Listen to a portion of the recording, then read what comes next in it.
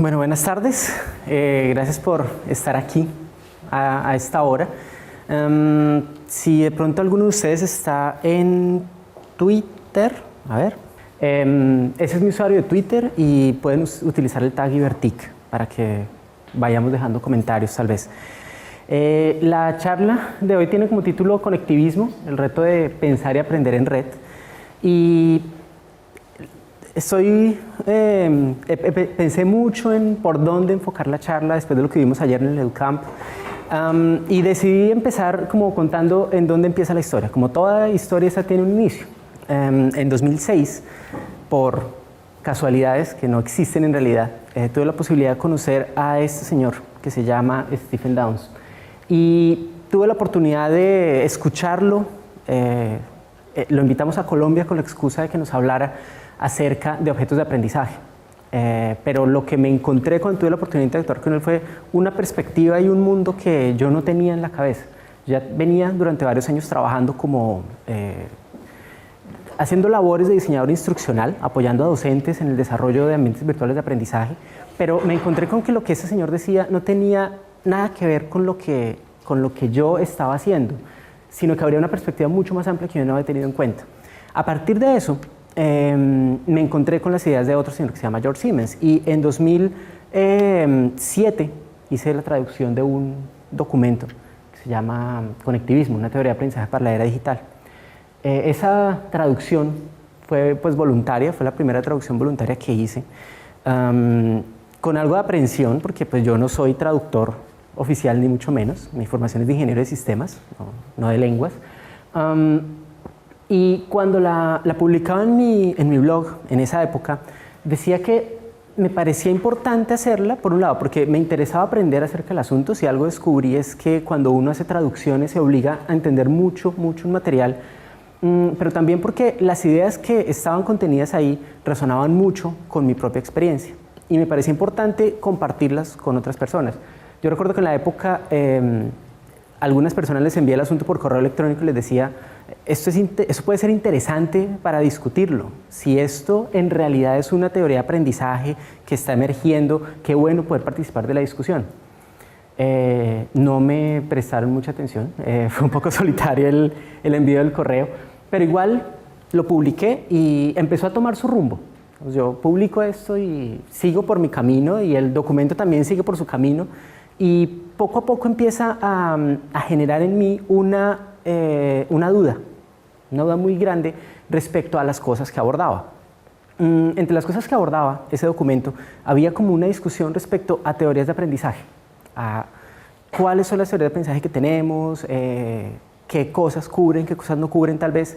Y cuando yo empiezo a hacer esa exploración, yo ya había tenido algún contacto con las teorías de aprendizaje, porque a pesar de ser ingeniero de sistemas, desde el pregrado estuve trabajando en informática educativa y pues algo de este tema le queda a uno.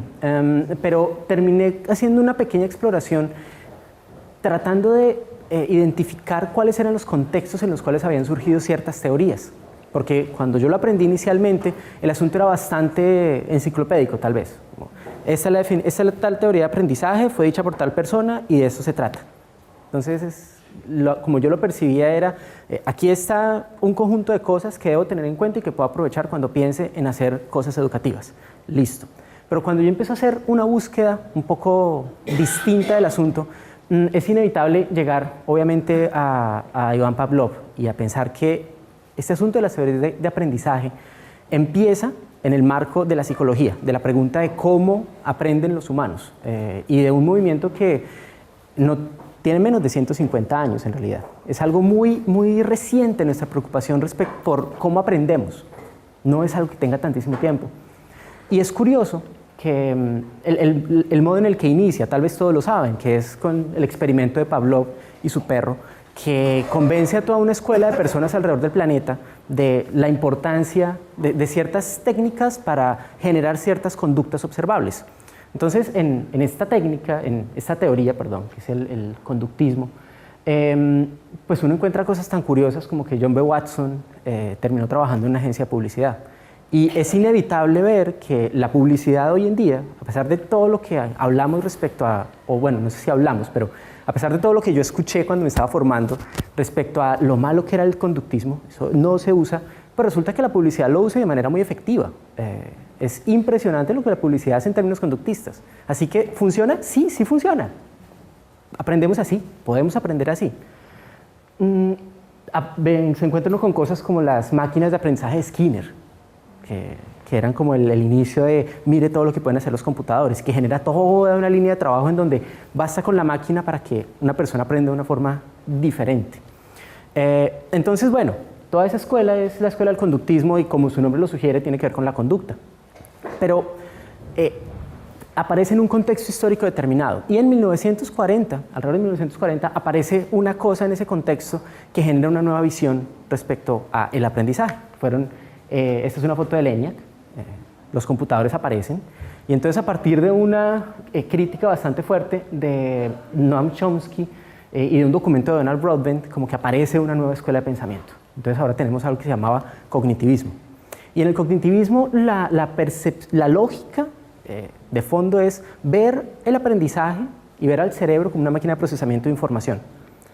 A mí lo que me parece muy interesante de eso es que, y no lo había notado antes, cuando hice esa segunda exploración, lo que encuentro es que, primero, el asunto no funciona como parecía en el libro, como yo suponía que existía en el libro.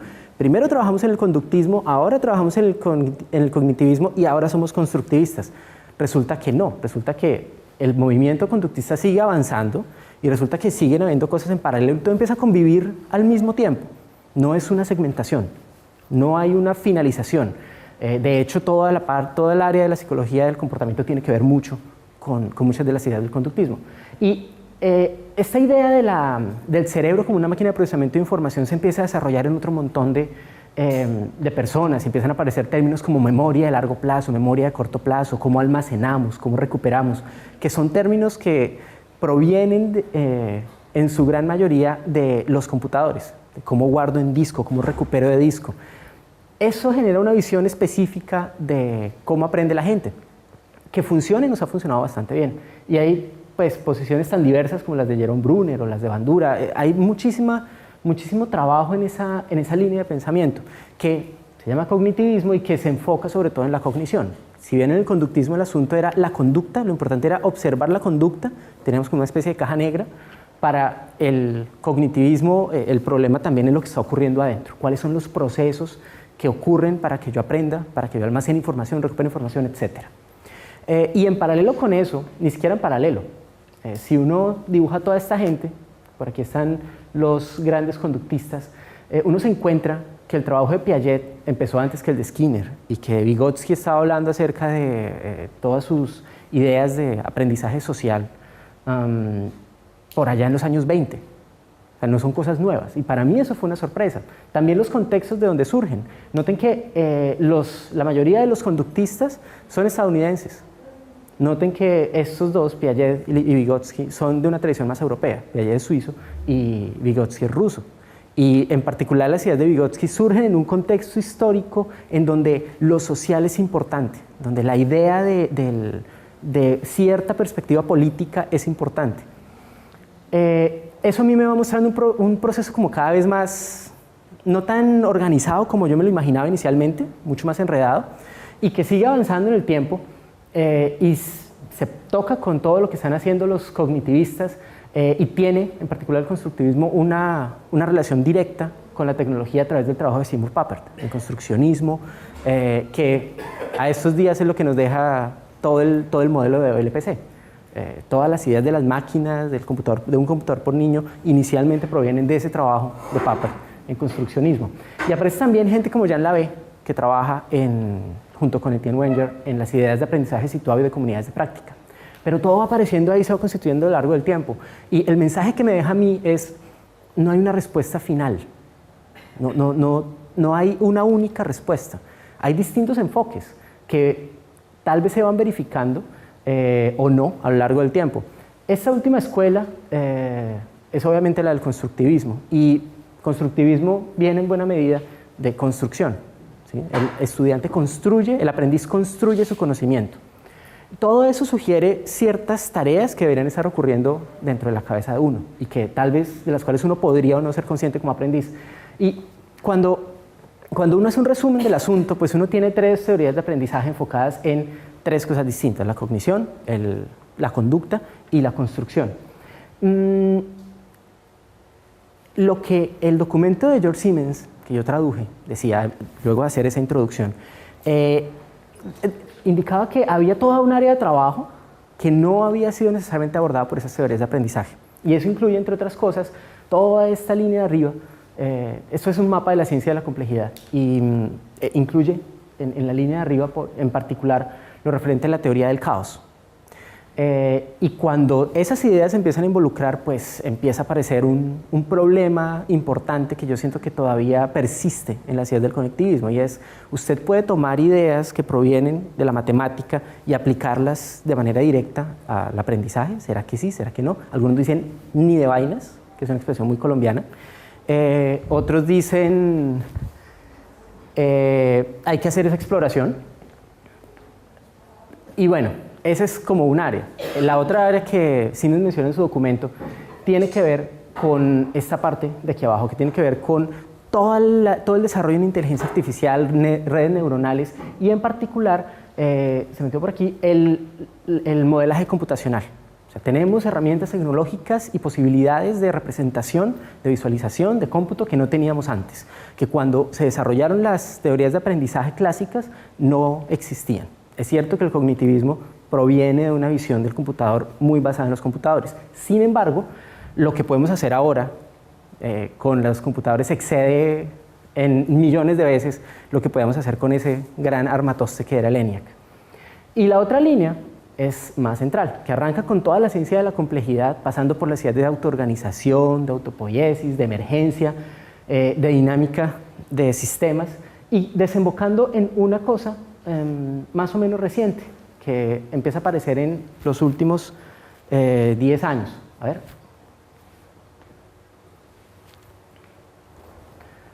Que es esta nueva ciencia de las redes. Entonces, esto es pues razonablemente reciente. Y si bien muchas de las ideas acerca de redes ya venían en el entorno, a finales de los 90 ocurre una cosa más o menos inesperada. Más o menos. En 94 se populariza Internet. Entonces ahora todos tenemos conexión a una red. Y a finales de los 90, Albert Laszlo Barabasi empieza a hacer una exploración de Internet como red y trata de identificar algunos fenómenos trabajando con Internet. Estas 2 personas son fundamentales en este aspecto de la nueva ciencia de redes, porque lo que encuentran, sus estudios lo que terminan mostrando es que esta representación de direcciones IP en Internet cumple, si uno se aleja y uno ve a toda la red, esta red cumple con las mismas propiedades, las propiedades que emergen de esa red son las mismas que uno tiene en redes como las del sistema eléctrico. ¿Por qué nueva ciencia de las redes? Porque de un momento a otro se hace posible empezar a entender un montón de fenómenos en términos de relaciones de red, entre nodos, conexiones, cómo se relaciona una cosa con otra, etc. Y entonces uno empieza a ver nodos y cosas protagónicas y redes de transmisión, líneas de transmisión que conducen la electricidad, por ejemplo. Y uno empieza a ver trabajo como este, que son mapeos de proteínas para tratar de ver cómo se relacionan distintas enfermedades entre sí. Y al mapearlo de esta forma, al tener esa representación, vemos cosas que antes no veíamos. Y las redes, lo que llamamos redes sociales en estos días, esas plataformas, también nos permiten hacer representaciones de grupos humanos. Eran cosas que tal vez a nivel de aula uno hacía con los sociogramas desde hace mucho tiempo, pero esto nos permite otra escala, nos permite ver otro nivel. Entonces uno tiene visualizaciones de cómo son sus redes en Facebook, que le permiten ver que están segmentadas a veces geográficamente o por intereses. Y cuando uno se va alejando en una maraña cada vez más grande de personas, de una red social, que finalmente son agrupaciones y relaciones entre personas. Pero no solo eso, sino que esas redes, esas propiedades aplican también para algo que tenemos con nosotros toda la vida, que son nuestras neuronas y nuestro cerebro. Y resulta finalmente que nuestro cerebro es también una gran red, tal vez la más compleja que conocemos, y hay gente que está trabajando en tratar de representar segmentos de esa red y mostrar cómo fluye la información y qué representa todo el proceso de conexión en las distintas neuronas del cerebro. Cuando uno tiene todos esos ejemplos distintos de red, vale la pena encontrar un piso común para saber de qué está hablando uno cuando habla de red. Y en términos muy generales, cuando uno habla de red, uno está hablando de nodos, uno está hablando de conexiones entre los nodos y está hablando de señales entre los nodos, ¿vale? Habitualmente, y lo que uno encuentra en el documento de George, el asunto llega hasta acá. Lo importante son ni siquiera los nodos, sino lo más importante son las conexiones. Pero resulta que una red también tiene señales. ¿Por qué son importantes las señales? Si usted piensa en la red eléctrica, imaginen los lugares donde se genera la energía, los puntos de donde fluye la energía. Imaginen todas las líneas, pero imaginen que no hay luz. Entonces uno puede tener toda una infraestructura conectada, pero si no hay señal, si no hay nada fluyendo por ahí, no pasa nada. Lo mismo pasa con el cerebro. Usted puede tener un montón de neuronas conectadas de una manera absolutamente compleja y si no hay impulsos eléctricos que muevan neurotransmisores, usted está muerto. Entonces tampoco hay una red funcional. En esa medida el asunto de las señales se vuelve importante. Creo que es una cosa que uno podría agregar un poquito a la discusión sobre conectivismo. Mucha gente critica eso. Uno no se puede quedar simplemente con las conexiones. Yo estoy de acuerdo ahí. Creo que las señales pueden ser incluso más importantes que las conexiones. El punto es que con todo ese contexto, con toda esa nueva ciencia de redes y esas cosas que empiezan a aparecer, estas dos personas, George Siemens y Stephen Downes, acuñan un término, acuña George Siemens el término conectivismo y Stephen Downes empieza a hablar de conocimiento conectivo. Noten que las ideas dependen de su tiempo. Hace 10 años probablemente no habría tenido, no 10, ¿en qué año me quedé? Veamos. Hace 15 años probablemente no habría tenido sentido que se hablara de conectivismo, porque no había aparecido todavía la ciencia de redes, porque no tenemos esa comprensión de las redes que nos circundan por todas partes. Las distintas teorías de aprendizaje son hijas de su tiempo, responden no solo a asuntos observables, sino a un contexto sociocultural específico. Por eso no es casual que esto aparezca en este momento. Ahora, una cosa que es importante mencionar es que si bien ese término puede ser un poco sexy, digo yo, es un término que uno lo usa muy fácilmente, se está refiriendo a cosas que ya estaban en el entorno. Entonces no es una propuesta absolutamente novedosa que no tenía ningún antecedente. Por el contrario, todo lo que les acabo de mencionar sirve como antecedente para las ideas que esas dos personas expresan. Y lo que ellos dicen, en principio, como aparecía en el documento original de George, es que esto es una teoría de aprendizaje, porque tenemos conductismo, cognitivismo y constructivismo. Y con todos estos cambios que genera todo este desarrollo de la ciencia de la complejidad, desde la perspectiva de ellos, tiene sentido pensar en una teoría nueva. Una teoría para una era digital, una teoría que toma en cuenta un montón de cosas que las clásicas no, y que se enfoca en una cosa distinta a las otras, que es la conexión. Si bien antes hablábamos de conducta, cognición y construcción, en el conectivismo lo esencial es la conexión. En este sentido, en una red, esto es lo más importante. Pues hay obviamente, para desarrollar esas ideas es necesario hablar de ¿qué es el aprendizaje entonces? Y si bien no se dice de manera absolutamente contundente qué es aprendizaje, George Siemens sí lo caracteriza con algunas ideas. Por ejemplo, el aprendizaje es caótico. Eso quiere decir que no es completamente ordenado, sino que es una cosa desordenada. No obstante, si uno se pone riguroso, uno tendría que decir, bueno, ¿qué significa que el aprendizaje es caótico? ¿Que cumple con las ideas de la teoría del caos? ¿Que en realidad estamos hablando de atractores extraños y de que no podemos predecir el aprendizaje? ¿Qué significa exactamente eso? Que parte del lío con la teoría del caos es el caos no le permite a usted predecir, le permite observar tendencias, pero no hacer predicciones. ¿Dónde deja eso a nuestra intención educativa habitual de verificar que el aprendizaje específico se logró? La otra cosa que dice es que es continuo, aprendemos a lo largo de toda la vida. Y uno podría argumentar perfectamente que sí, es cierto, aprendemos cuando nacemos, o de pronto antes, mucho antes, y dejamos de aprender cuando nos morimos, porque las señales dejan de fluir. Pero hay una cosa interesante aquí, y es que esta idea de aprendizaje continuo a veces se relaciona con las ideas de aprendizaje a lo largo de la vida. No sé ustedes, pero en mi experiencia personal he encontrado que cuando algunas personas se refieren a aprendizaje a lo largo de la vida, están hablando de escolarización a lo largo de la vida. Entonces, aprender a lo largo de la vida es ir una y otra vez a la institución educativa a hacer un programa adicional. En este caso de lo que se trata es de ustedes aprendiendo en todo momento, a lo largo de toda su vida. No hay una distinción respecto al espacio en el cual usted aprende, sea una institución educativa o no, usted está aprendiendo. Entre lo que proponía decía también que es un proceso de co-creación, no se aprende de manera individual, el asunto es esencialmente social, en esa línea va muy de cerca con lo que dice Vygotsky y genera toda una reacción de parte de las personas que trabajan en constructivismo social diciendo esto no es nada nuevo, nosotros ya estamos trabajando en esto.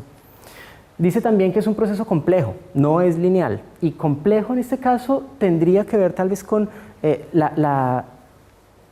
la falta de linealidad, las múltiples variables que intervienen y la dificultad de saber cuáles son los productos de una experiencia educativa específica.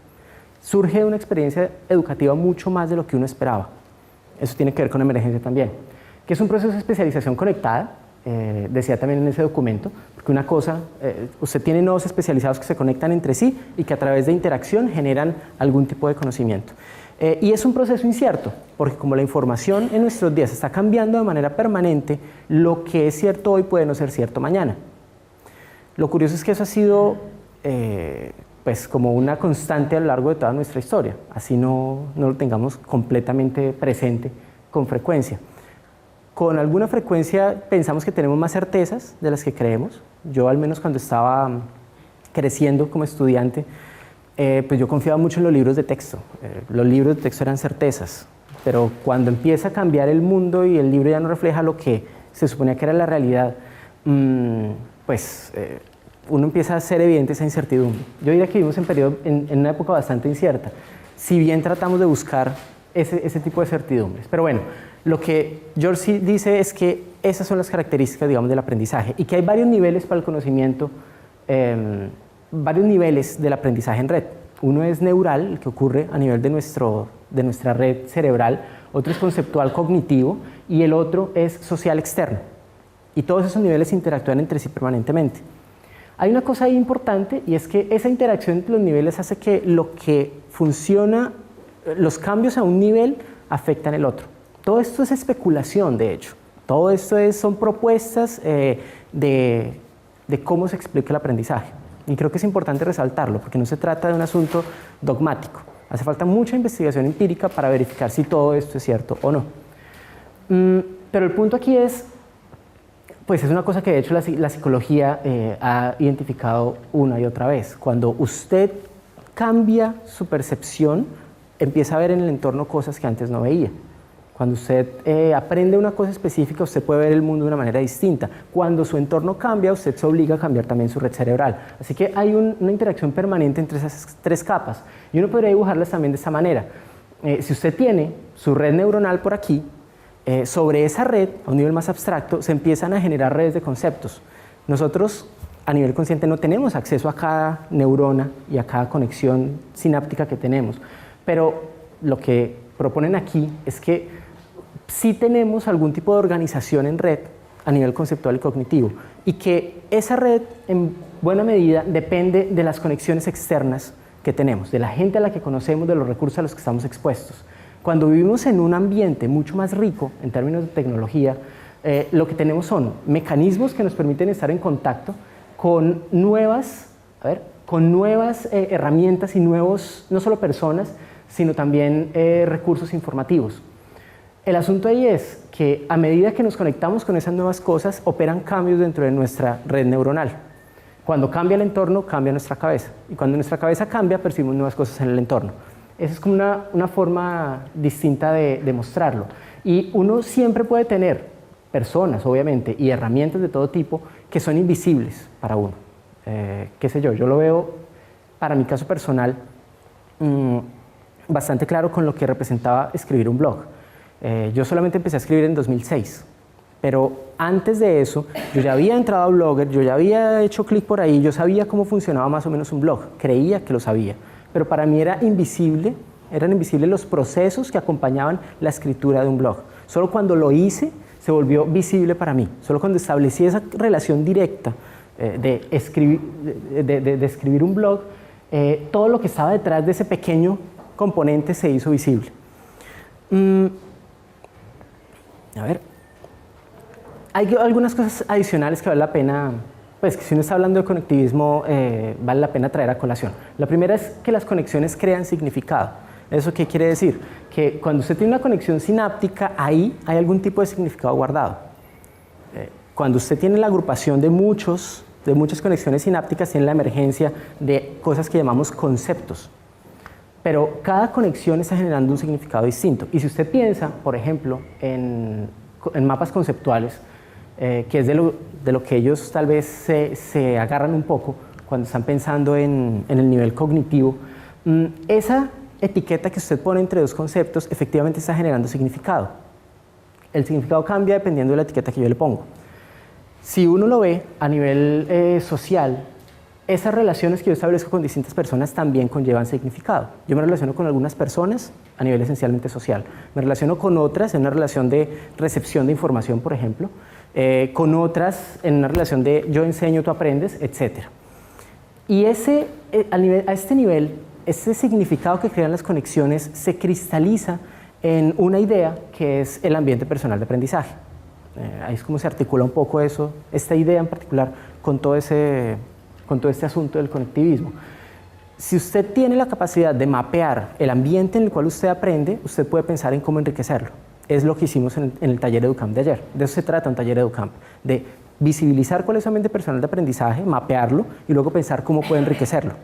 Cómo puede enriquecer especialmente este nivel social externo, cómo puede enriquecerlo con herramientas, con nuevas personas, y a partir de ahí cómo puede generar nuevas comprensiones y obviamente nuevos patrones neuronales en su cabeza.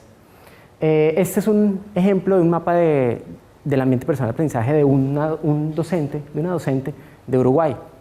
Hay muchas formas de dibujarlo. Otra que yo utilizo es esta. Uno está en el centro, pero uno está rodeado por un panorama de tecnología, de personas que es distinto para cada uno de nosotros, que no está bien ni está mal, sino que representa un momento en el tiempo en términos de aprendizaje.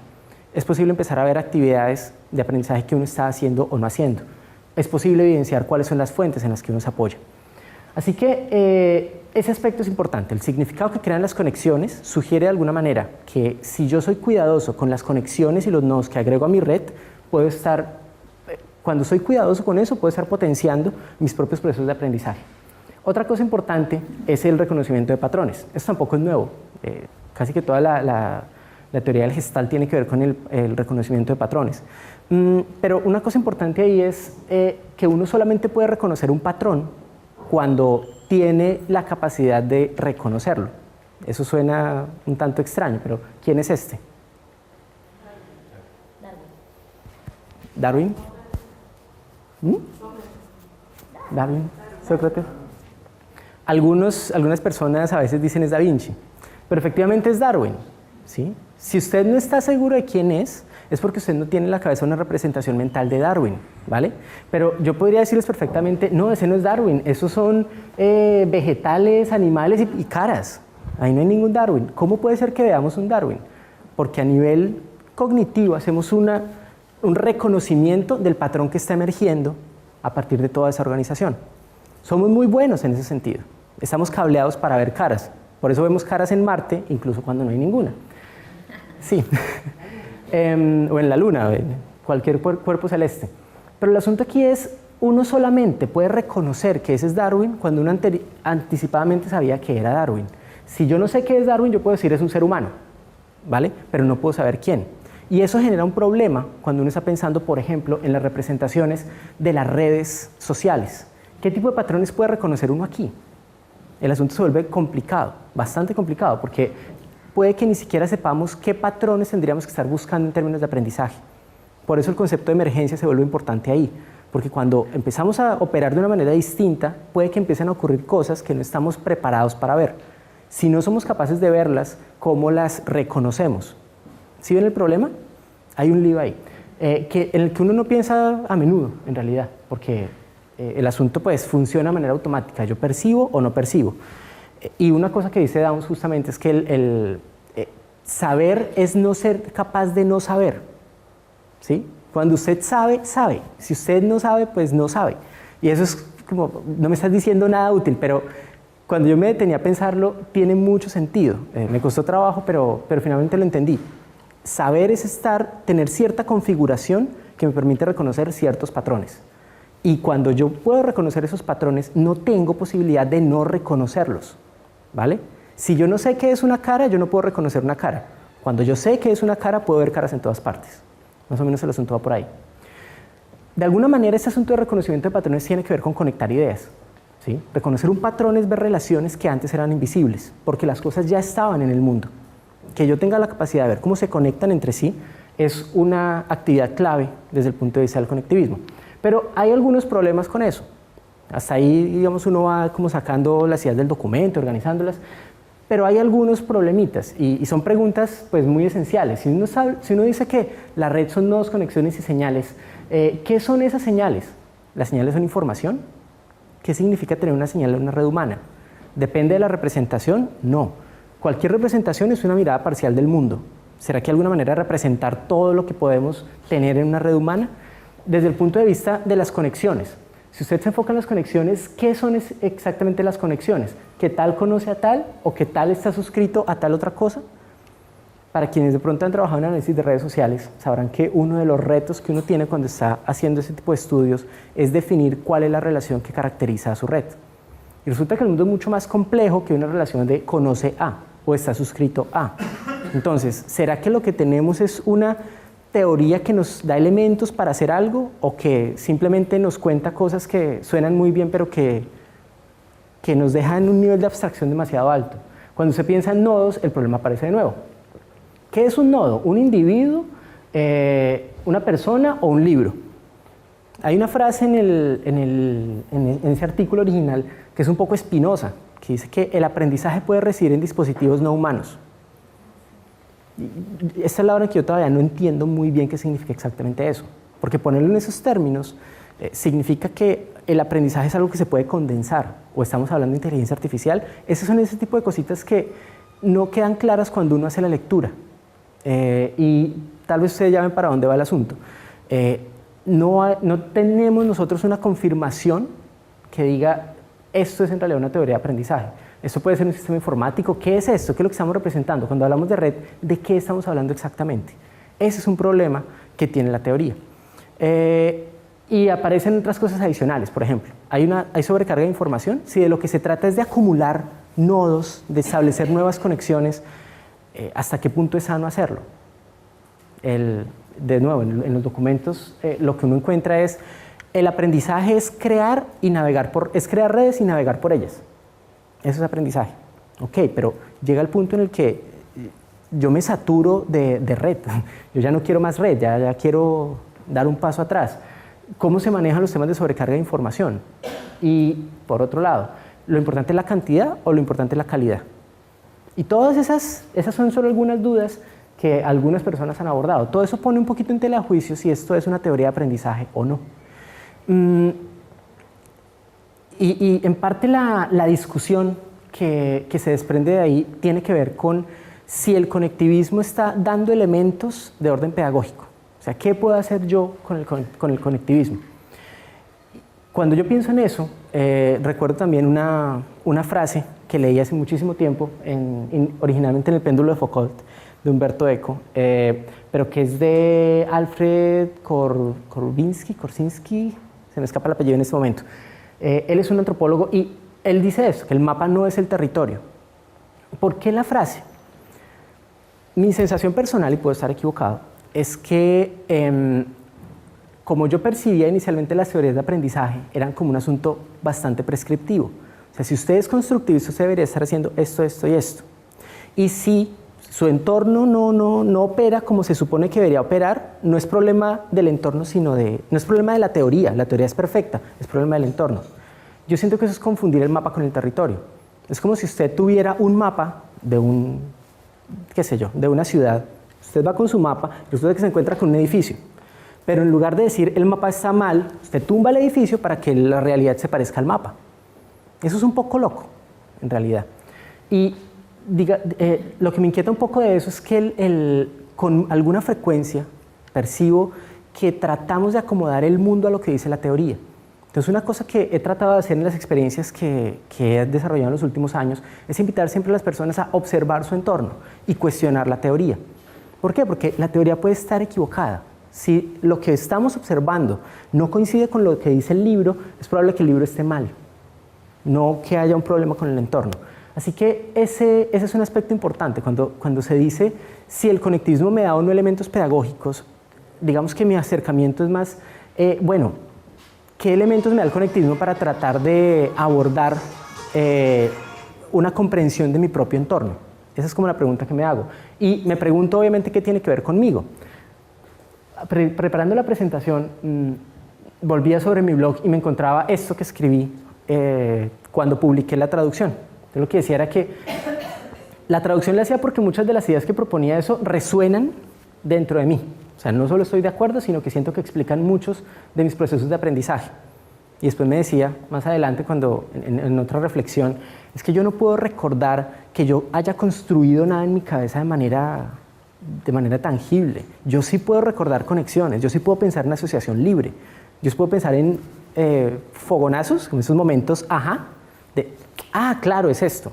Una conexión se generó que no estaba. Así que esas ideas se resuenan de alguna manera con lo que yo he vivido en términos de aprendizaje. Y en otro momento me preguntaba si lo que necesitamos tal vez es una metateoría de aprendizaje, algo así como lo que uno tiene en esa búsqueda de la física por una teoría unificada. Y cuando yo hago esa pregunta, el asunto que está de fondo en realidad es un reconocimiento de que la teoría no necesariamente sirve para todas las realidades. Una única teoría no me va a explicar ni me va a dar elementos para entender ni actuar en el mundo. Si tuviéramos una única teoría que hiciera eso, estaríamos bastante bien.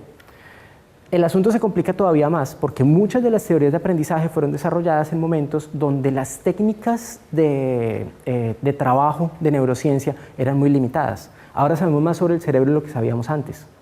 Y valdría la pena, así como uno cuestiona de manera muy sana ideas como las del conectivismo, también tratar de cuestionar hasta qué punto las teorías que hemos tenido hasta este momento han terminado en convertirse por una manera prescriptiva de ver la realidad y no en herramientas que nos permiten abordarla de una manera creativa. Así que la pregunta que yo me hago aquí es ¿qué hago con esto? Tengo este documento que está muy interesante y ¿qué hago con esto? Y por allá en 2007 aparece un libro de un señor que se llama John Medina. Y yo leo el libro, se llama Brain Rules, se tradujo como Las reglas del cerebro. Y ahí ese señor decía una cosa que a mí me impactó enormemente. Él habla acerca de cómo funciona el cerebro, cómo estamos cableados para aprender. Habla de 12 reglas que caracterizan la manera en la que aprenden los humanos. Y decía que si usted quisiera diseñar el ambiente más hostil para el aprendizaje humano, diseñaría un aula o diseñaría un cubículo de trabajo. Si a alguien le diera la tarea hoy de diseñar lo contrario a cómo el cerebro aprende, ese sería el resultado. Eso es inquietante. Bueno, entre llamativo e inquietante. Así que pensando en eso, que hay pequeños mensajes que a mí me quedan de distintos libros y que me generan preguntas, y pensando en este asunto de las redes, la pregunta que yo me hago es ¿cómo sería un ambiente de aprendizaje en red? ¿Qué significa eso? Y parte de esa exploración termina concretándose en esos talleres que se llaman EduCamp, uno de los cuales hicimos ayer aquí en Buenos Aires. En el EduCamp de lo que se trata es de hacer un reconocimiento del ambiente personal de aprendizaje de cada uno de los participantes, de compartirlo con otros, de pensar cómo se enriquece, pero en un espacio que no es habitual, en un espacio diferente. Mucho de lo que hemos aprendido con estos talleres ha sido ensayo y error, en realidad. Creo que eso es justo decirlo. Ha sido un asunto mucho más pragmático de, bueno, ¿esto qué significa? ¿Esto funciona o no funciona? Si funciona, ¿qué es lo que está detrás? Un proceso permanente de hacer, reflexionar, ver qué sustentos hay, cómo potencian lo que se está haciendo y seguir así, de manera cíclica. Y ponemos a interactuar a personas que habitualmente no interactuaban entre sí en un entorno desestructurado, diferente, y pues buscando técnicas no solo de conversación, sino de representación del conocimiento, representación no solo de conclusiones de cosas, sino de cuáles son las redes de las personas, cómo se relacionan entre sí. Tratar de llevar esa lógica de red, de mapear redes para ver cómo podemos aprovecharlas de una manera más efectiva. Eso lo hemos hecho en distintos lugares. daría el tiempo, bueno, no da el tiempo para hablar todo lo que uno tendría que hablar al respecto, pero lo cierto es que esa experiencia, cuando yo la veo en retrospectiva, encuentro que refleja 4 principios que yo siento que son importantes. Entonces, al menos para mí, a este punto, mi pregunta no es si el conectivismo es o no una teoría de aprendizaje, ¿vale? Puede ser una pregunta importante por resolver. Tal vez, sin duda, tiene un valor importantísimo el acercarnos un poco a la verdad, sea lo que sea que eso signifique. Pero para mí, las ideas del conectivismo se convierten más en principios de diseño, ¿vale? Si usted está pensando en todas esas ideas de caos, de sistemas dinámicos, de sistemas adaptativos complejos, etcétera, ¿qué puedo yo extraer como principios de diseño? Y hay 4 principios que me ayudan mucho, que son 4 principios que son además las características de una red de conocimiento conectivo según Stephen Downes. El primero de ellos es autonomía. Lo que usted está haciendo en su red, en su trabajo, fomenta la autonomía de cada nodo o los nodos están participando a instancias de otro. Están reflejando su propia visión del mundo, están reflejando la de otro. Ese asunto es más espinoso de lo que parece, porque de manera inconsciente uno siempre está reflejando muchas visiones de otras personas. Uno es caja de resonancia de muchas cosas. Cuando uno decide cómo se evalúa y qué se evalúa, uno está también sirviendo de filtro, de caja de resonancia de ciertas perspectivas ideológicas. Es que este asunto es espinoso. Pero la pregunta, una de las características es esa. Piensa en cómo está estimulando usted la autonomía y el desarrollo de cada nodo de su red. Piensa en cómo sus nodos están interactuando. ¿Hay interactividad real o todo lo que usted tiene es la colección de un montón de posiciones diferentes? ¿Qué es el conocimiento que está generando? ¿Una agregación de cosas o es generado a partir de la interacción entre personas y entre otros tipos de dispositivos? Reconozca la diversidad. Asegúrese de que su red tenga mecanismos que permitan que distintos puntos de vista estén representados. No se quede con un único punto de vista. ¿Cómo se aterriza eso? Por ejemplo, aquí son gorros, pero podrían ser documentos. Usted usa un único documento como referencia para el área que está trabajando. Usted está tratando de tener distintos puntos de vista. Son válidos distintos puntos de vista. Y eso también es un tema espinoso. Yo pensaba, por ejemplo, en un curso sobre socialismo, un curso de economía política basado en socialismo, basado en comunismo. ¿Qué pasa si uno empieza a meter la discusión sobre el capitalismo también en ese curso? ¿Qué pasa si uno rompe esa segmentación? ¿Qué pasa si uno trae otro punto de vista tan radicalmente diferente? Algunos dirán, no se puede porque es que este curso es sobre tal cosa, pero justamente de eso se trata en parte esa diversidad. Estamos integrando todos los puntos de vista que podríamos integrar, suponiendo que no hay, en particular en la actividad humana, no hay un único punto de vista correcto. Es una pregunta que queda abierta ahí y que tiene relación con el 4º principio, que es apertura. Garantice que su red tiene mecanismos que le permitan a esos distintos puntos de vista ingresar, que tengan unos límites permeables, donde puedan entrar y salir cosas de manera muy sencilla. Yo resumo eso en estas 4 ideas. Lo que yo trato de hacer con las experiencias que he venido desarrollando en los últimos años es, por un lado, estimular autonomía, propiciar interacción, reconocer diversidad y promover apertura. Son esas 4 cosas. Y yo la resumo en la palabra AIDA, que además me funciona muy bien porque siempre viene a mi cabeza la marcha triunfal de la ópera de Verdi, que es épica, y eso ayuda a que mis circuitos neuronales recuerden de qué se trata el asunto. Pero esos 4 principios se convierten en mecanismos para pensar el diseño de las actividades que estoy haciendo y mejorar las actividades que estoy proponiendo. Ayer, por ejemplo, en el EduCamp, ¿qué hacíamos? Hicimos nuevas cosas que propiciaron aún más interacción, que nos permitieron tejer red de una manera más efectiva. Eso es un poco vago, pero lo cierto es que sí, el hacerse el hacerse preguntas en esas 4 líneas le permite a uno, o me ha permitido a mí mejor, pensar mis ambientes de aprendizaje de una manera diferente, pensar el diseño de una manera distinta. En 2009, una pregunta recurrente que yo tenía era ¿cómo hago para llevar eso que está pasando en el EduCamp a un entorno en línea? Y la reflexión a la que me lleva a eso tenía que ver con pensar en cómo es un curso en línea. Habitualmente es recursos y la gente interactúa con esos recursos. Cada flecha de esa representa una interacción. Este personaje aquí abajo no tiene flecha porque no está interactuando con el recurso. Habitualmente, esa interacción, el resultado de ella, se refleja en una entrada, estamos hablando de cursos en línea completamente, se refleja en una entrada en un foro o en algún tipo de discusión de ese tipo. Uno tiene también interacciones entre las personas, idealmente. Entonces digamos que es solo como una representación esquemática de cómo funciona esa red que se va generando en un curso en línea, sin pensar en qué herramienta estoy utilizando ni nada de eso. Yo tengo alrededor de esas personas un límite que es imaginario y artificial. Es artificial, pero es más importante que sea imaginario, que es el límite del curso, los que están adentro y todos los que están afuera. Mi curso termina en ese límite. Así que mi pregunta es, en 2009, ¿cómo hago yo para expandir los límites de ese curso? ¿Cómo hago para incluir a nuevas personas? Y en 2008 tuve la oportunidad de participar en un curso que ofrecieron George Siemens y Stephen Downes sobre conectivismo y conocimiento conectivo, pero era en un formato diferente. Entonces ellos hicieron lo que ahora se ha vuelto bastante popular con la denominación de MOOC, curso abierto masivo en línea, con una propuesta bastante desestructurada, bueno, más o menos, con unas discusiones temáticas muy específicas que cada cual tenía que desarrollar por su cuenta, armando sus propias redes de apoyo. De ahí surgieron un montón de discusiones.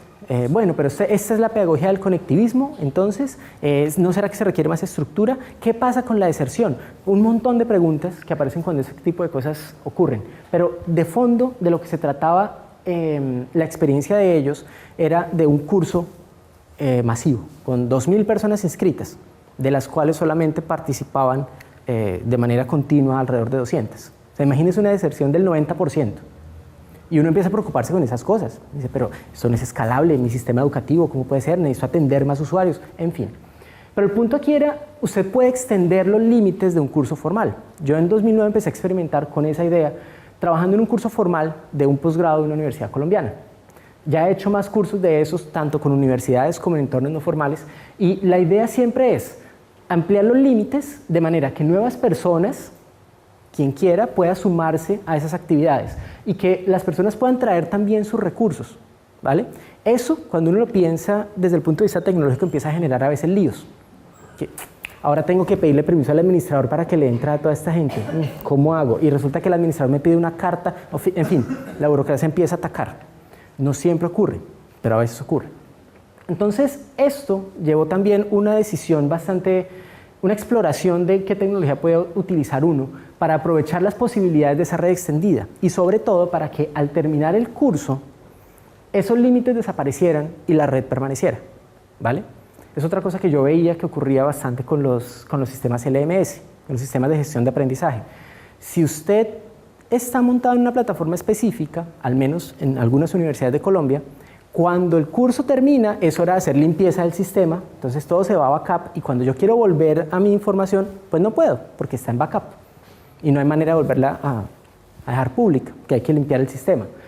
Eso habla de un problema de control de información. ¿Quién tiene control sobre mi información? ¿Mi institución o yo? Antes no era crítico porque la información que uno generaba como estudiante era bastante limitada. Era el trabajo que tenía que entregar para el profesor o cosas de ese estilo.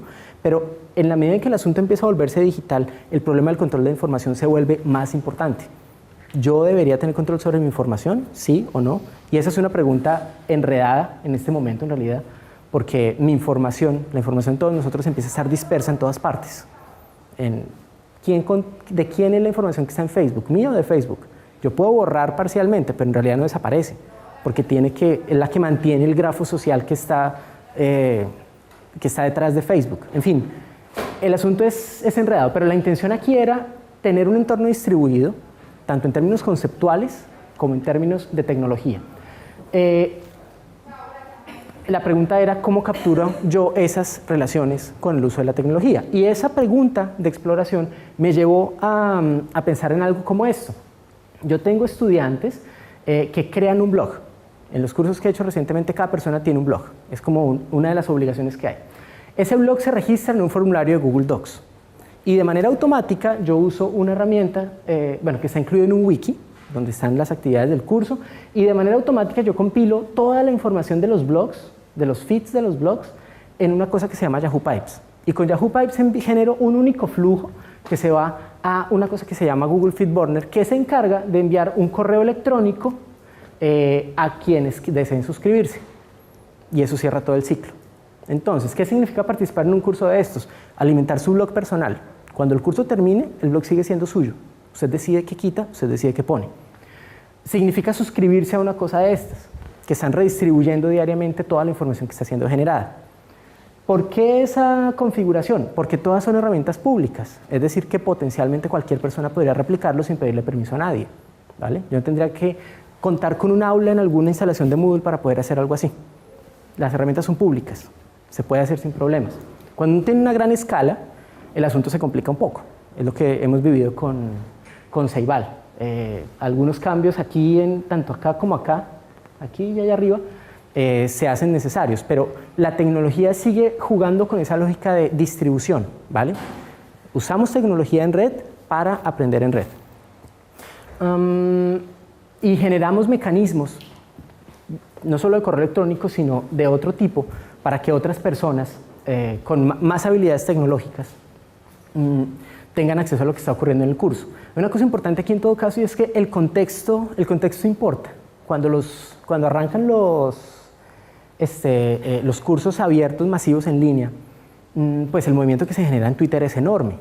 Pero cuando yo me detengo a ver mi contexto local, la cantidad de docentes usuarios de Twitter es muy limitada. ¿Y qué encuentro yo? Que la mayoría de los docentes siguen siendo usuarios de correo electrónico. Entonces la lógica aquí es, bueno, tengo que generar algún mecanismo para que esta información que está saliendo de este ecosistema le llegue a la gente por el medio que usa con mayor frecuencia. En lugar de decir, vengan todos a mi plataforma, no, allá está la información, ¿vale? Con todo eso y la posibilidad de incluir información de muchos medios distintos, en muchos formatos distintos en los blogs, yo tengo todo un ecosistema que permite el flujo de información, que facilita el flujo de información. Están reflejados aquí, a nivel tecnológico, esos principios que les mencionaba hace un momento. Uno podría argumentar que más o menos. ¿Por qué? Porque allá arriba, en los blogs que está creando la gente, son espacios personales. Cada cual los organiza como quiere, ¿vale? Eso quiere decir, y se requiere algo de autonomía para mantener un blog. Quienes escriban, quienes tengan blogs aquí, sabrán que es todo un reto el dedicarse a escribir, el mantenerlo, etc. Es un ejercicio de autonomía. ¿Hay interacción? Sí, porque todo lo que está ocurriendo acá ocurre en los blogs de las personas. Entonces todo el mundo está comentando todo el tiempo, no hay un lugar centralizado donde ocurre todo. Hay apertura, cualquier persona puede, hay apertura y hay diversidad, pues cada persona tiene su propia voz en su propio blog. No se puede poner más diverso que eso, diría yo. ¿Hay apertura? Sí, porque cualquier persona podría crear un blog y participar en el curso en igualdad de condiciones. No solamente quien pagó una matrícula, por ejemplo. Entonces, esa configuración me permite a mí hacer algún tipo de experimentos. Y el año pasado, junto con el Plan Ceibal, iniciamos una experiencia de formación docente que se llama ARTIC, Aprendizaje en Red con Uso de Tecnologías de Información y Comunicación. Para mí ARTIC es como una evolución del asunto y una experimentación adicional. Tanto el EduCamp como los cursos abiertos, había personas que me decían y que me preguntaban o decían, esos son ejemplos conectivistas. Y yo siempre me negué un poco a aceptar la etiqueta. Yo lo que decía era, no sé si son conectivistas o no. Lo cierto es que están usando ciertas cosas desde el punto de vista tecnológico, desde cierta perspectiva, pero yo aquí estoy usando elementos de todas las teorías probablemente. Digamos que siempre hay como un juego de eclecticismo en el asunto, no hay una única teoría que me funcione, pero todas me pueden ayudar. Cuando llegamos a este punto, tengo por primera vez la posibilidad de articular los EduCamp, esta experiencia presencial, con los cursos en línea. Y ARTIC funciona más o menos de esta manera. Hay un inicio del camino, que es un taller EduCamp, donde la gente reconoce su ambiente personal de aprendizaje, donde hemos ido puliendo cada vez más esos principios de construcción de red para que queden mejor reflejados, donde la gente comparte esos ambientes personales de aprendizaje y tiene un punto de partida mapeado de su estado en términos de los espacios, las herramientas, las personas con las cuales y de las cuales aprende. Y luego nos vamos a trabajar en línea durante varios ciclos. El primer ciclo de ellos está dedicado a imágenes, audio y texto y está compuesto por 2 semanas. Nosotros les proponemos a los docentes en Arctic que exploren cosas muy sencillas desde el punto de vista creativo. Por ejemplo, grabe un fragmento de su libro favorito y públicalo en su blog. Ustedes no se imaginan el dolor de cabeza que eso es para muchos docentes. O sea, primero, ¿cómo grabo yo? ¿Cómo lo publico en mi blog? Requieren mucho apoyo. Algunos son más diestros tecnológicamente, entonces el problema es creativo. ¿Qué libro voy a grabar yo? A otros les decimos, otros desafíos son, tómele una foto al color azul, una foto donde el protagonista sea el color azul. Haga un collage de su nombre con objetos que encuentre en su entorno. Busque las letras de su nombre en su entorno. Entonces algunos se van buscando los tarros de la comida, etc. Otros salen a su jardín, y estoy hablando de cosas reales, porque lo menciono porque si bien el asunto parece un poco vago, lo cierto es que empieza a involucrar mucho de la gente en el proceso. Y lo que hemos encontrado es que eso pesa mucho. Cuando yo logro involucrar la vida de la gente, el entorno de la gente, en lo que está ocurriendo dentro del curso, otras cosas empiezan a ocurrir. Por ejemplo, una docente tiene un jardín, se llama Leonor, y sale y organiza, busca en su jardín dónde están las letras de su nombre y las organiza con hojas. Otra le dice a sus hijas, oiga, ¿por qué no me ayuda a organizar letras de mi nombre? Y se llama Yacir. Entonces, lo que tenemos son fotos de las niñas armando las letras de su nombre. ¿Cómo se resuelve? Termina involucrando también a la familia. Termina generando como un efecto adicional en donde la tecnología es una excusa para hacer cosas juntos. Luego le decimos a los docentes que vayan, bueno, todo eso se publica en los blogs de los participantes. Cada persona tiene su blog, como les decía. Y la diversidad de productos que generan es enorme. Aquí hay algunos, si me no recuerdo, de la segunda cohorte del curso. Hay intervenciones de muchos tipos. Y luego le proponemos a los docentes que vayan y hagan eso en su aula. No piensen en grandes planes de aula, piensa en una intervención pequeña. Hágala en esta semana y venga y nos cuenta cómo le fue.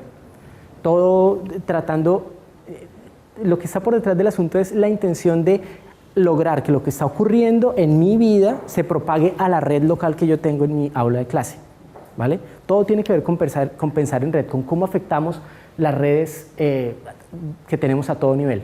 Seguimos haciendo eso durante otro ciclo, en donde lo que usamos es el video, y al final, en la última parte del curso, lo que hacemos es pensar en una propuesta de integración, dice aquí, pero se ha ido transformando. Ahora lo que tenemos es una propuesta de transformación. Y lo que le pedimos ahí a los docentes, lo que les proponemos es que imaginen cómo podrían cambiar el mundo a partir de lo que están haciendo en su aula de clase. ¿Qué problema, qué asunto del status quo le gustaría cambiar? ¿Qué cosa siente que tiene sentido mejorar? Trate de proponer algo para transformarlo y piense en con quiénes puede avanzar en esa transformación.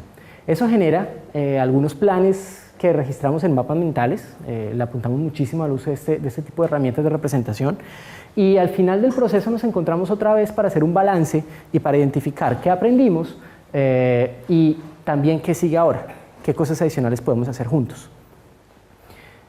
Lo que está detrás de todo esto, de esto que les acabo de contar, es desde mi perspectiva una perspectiva de pensamiento que no tiene que ver directamente con conectivismo, sino con pensar en red. ¿Y pensar en red qué significa? Pensar en red significa que si una red son nodos, yo podría preguntarme cómo fortalezco los nodos existentes. Si cada persona de mi aula es un nodo, ¿cómo hago para fortalecerlo? ¿Cómo hago para desarrollar su autonomía y para desarrollar su habilidad de aprendizaje? También, ¿cómo hago para incluir nuevos nodos? Si efectivamente incluir nuevos nodos nos enriquece desde el punto de vista de múltiples puntos de vista, ¿cómo aprovecho las conexiones existentes? Las que ya están instaladas en nuestras aulas, por ejemplo, en mis grupos de docentes. En los EduCamp tratamos de construir sobre las redes que ya existen, tratemos de fortalecerlas y luego potenciarlas con el trabajo en línea. Y por otro lado, ¿cómo proponemos nuevas conexiones de todo tipo? Neuronales, conceptuales y sociales. Noten que estos tres niveles son los mismos de la teoría donde dice tenemos tres niveles de aprendizaje en red. Uno neuronal, uno conceptual cognitivo y uno social externo. Y lo que me digo ahí es que otra tarea importante es promover señales con sentido. Y eso todavía es bastante vago. Pero a partir de lo que hemos experimentado en Uruguay, por ejemplo. Cuando el marco deja de ser cómo enseño mejor mi curso y se convierte en cómo cambio el mundo, la cosa cambia completamente. O sea, cómo cambia el mundo a través de su disciplina. La pregunta cambia, el sentido cambia, y para muchos docentes esa transformación de sentido se convierte en un redescubrimiento de un sentido de posibilidad. Yo puedo, yo soy capaz de usar la tecnología para lo que yo quiero y de usarla en conjunto con mis estudiantes. La idea de fondo es como tratar de generar esos efectos de red a todo nivel, a partir de un proceso que se vive en línea. Es aprender en red usando la red y comunicando un sentido de posibilidad con la red. Esto es una cosa que yo agregaría y tengo que depurar mucho más. El otro, digamos, es como un primer aspecto grande, un primer aspecto grueso de resumen. Yo no diría que se trate de si somos o no conectivistas. No hay un asunto de purismo, al menos en mi caso. Yo hice una traducción en 2007 y mucho ha ocurrido desde esa traducción. No se trata de si creo o no, se trata de lo que he visto que esas ideas pueden generar en mi entorno y lo han transformado bastante a nivel personal y a nivel profesional. El otro, así que una perspectiva es esa de pensar en red. El otro mensaje importante con el que yo me encuentro es este, que es de McLuhan y que siempre me ha costado trabajo entenderlo, pero que al menos en mi experiencia personal tiene mucho que ver con lo que estoy viviendo en mis procesos en mis procesos profesionales. El medio es el mensaje. Lo es en particular con la tecnología. Esto está comunicando cierta cosa específica. Si ustedes, quienes estuvieron tal vez en el taller de ayer, recordarán que nunca tuvimos una disposición organizada. La gente se encargó de organizarse, pero nosotros lo desorganizamos después. Diciendo y eventualmente conversamos, comunica muchísimas cosas este tipo de formato, pero la tecnología que usamos también comunica. Por ejemplo, cuando usted trabaja con un LMS, de manera tácita está comunicando un montón de mensajes. Lo que me inquieta profundamente es que no somos conscientes de esos mensajes. Aquí se está comunicando un mensaje de autoridad, de control, de quién es el que diseña, quién es el que organiza, de que hay una estructura, de que a veces a través de la evaluación hay una respuesta correcta. En buena medida depende de cómo se use, pero mi sensación es que hay un mensaje claro que se está transmitiendo aquí, que a veces es tan o más fuerte que el del contenido disciplinar que manejamos.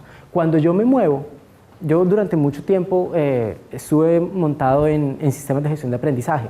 Ahora me cuesta mucho trabajo pensar en ellos, porque cuando yo me muevo a esto mucho más distribuido, lo que noto es que para la gente es un choque inicialmente, pero se vuelve muy generador. Cuando yo ya me encargo de mi propio blog y tengo que usar tal herramienta, tengo que usar tal otra, me enfrento a un montón de problemas que son reales y hacen parte del entorno en el que estamos viviendo hoy. Para mí, en parte, la inquietud con el tema específico de la tecnología es que si ustedes observan por fuera del sistema educativo formal y por fuera de los sistemas corporativos de aprendizaje, no vamos a usar un LMS, no vamos a usar Moodle por fuera de ese sistema. Cuando uno sale de la educación formal, Moodle no existe, esencialmente. Entonces, como que mi pregunta personal es, ¿por qué le gasto tanto tiempo a entrenar a docentes y a estudiantes a usar un sistema que no van a usar nunca más después? Tal vez el docente sí, porque finalmente es su herramienta de trabajo, podría decir uno, pero estamos haciendo lo mejor en términos de ayudarle a nuestros estudiantes a descubrir maneras efectivas de navegar por ese entorno de herramientas e información que tenemos hoy. Esa es una pregunta que para mí sigue abierta y que trato de responder. ¿Cómo hago para que aprendan de manera efectiva a moverse por esas redes? Al final de ARTIC, de aprendizaje en red con uso de TIC, lo que encontramos es que nos movemos hacia esto, aprendizaje en red, pero para la transformación, la innovación y el cambio. Eso es a lo que le estamos apuntando finalmente. Y a un cambio, ojalá de gran escala. Estamos experimentando con eso, trabajando con eso. Y yo diría que algo que tal vez resume un poco lo que fue mi camino, desde que hice esa traducción inicial hasta la búsqueda que hice por las teorías de aprendizaje, para tratar de entenderlas un poco mejor, a la aplicación y todo eso, es esa frase de Goethe: conocer no es suficiente, debemos aplicar, y tener voluntad no es suficiente, debemos hacer. Para mí no fue suficiente quedarme con conocer el documento y leer las ideas de Siemens o de Downs. Para mí fue inevitable el tratar de llevarlas a la práctica y ver si funcionaban o no funcionaban, ver qué podía hacer con ellas. Yo siento que con el entorno que tenemos hoy, esa voluntad no es suficiente, sino que tenemos que hacer. Así que esa es la pregunta con la que los quiero dejar el día de hoy. ¿Qué van a hacer con esto? Muchas gracias.